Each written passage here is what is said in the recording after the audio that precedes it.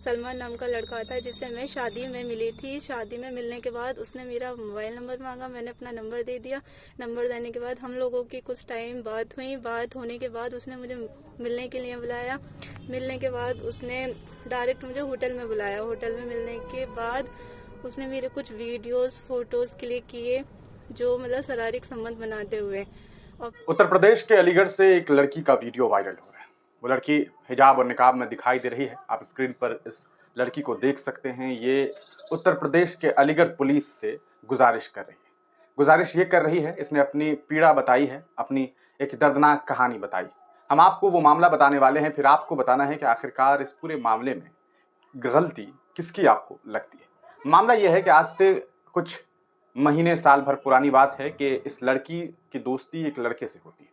जब ये लड़की एक शादी में होती है, उसी दरमियान उस शादी में इसकी मुलाकात सलमान नाम के एक व्यक्ति से होती है। सलमान इसे अप्रोच करता है, इसे अपना मोबाइल नंबर देता है और ये लड़की मोबाइल नंबर सेव भी कर लेती है, यानी कि मोबाइल नंबर ले भी लेती है। उसके बाद दोनों एक दूसरे से फ़ोन पर बातचीत भी करने लग जाते हैं।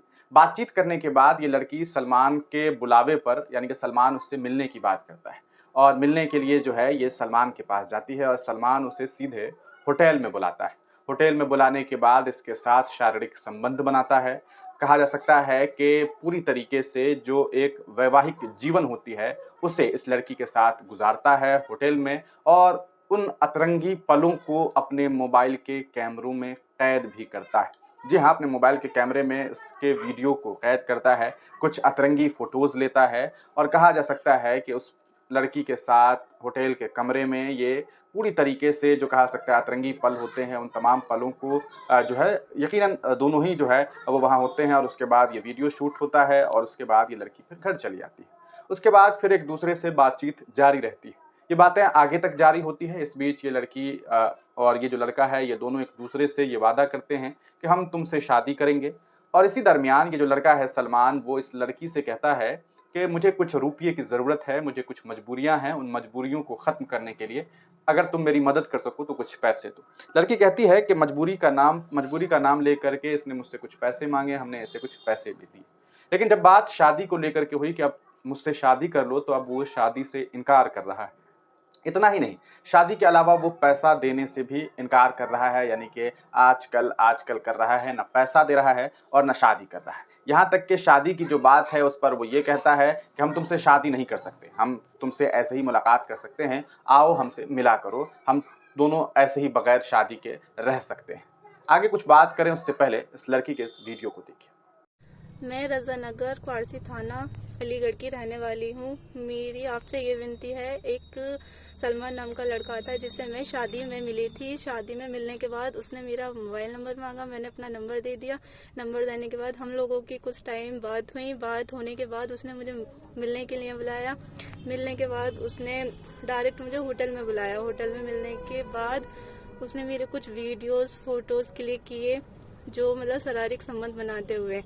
और फिर उन चीज़ों को लेकर के कोई बात नहीं। फिर उसके बाद इसने अपनी थोड़ी सी मजबूरी बताई थी। मजबूरी बताने के बाद मुझे कुछ पैसों की ज़रूरत है, मैंने पैसे दे दिए। पैसे देने के बाद अब इसने शादी का झांसा दे करके मैं शादी करूँगा, ये करूँगा। इसने शादी भी नहीं की मुझसे और ना ये मेरे पैसे वापस कर रहा है। जब मैं शादी की बोलती हूँ टाइम देता रहता है और कहता है मैं शादी नहीं करूँगा और जैसे मैं मिलता हूँ ऐसे ही तुम मुझसे मिलती रहेगी, नहीं तो मैं तेरे वीडियोज़ फोटोज़ वायरल कर दूँगा।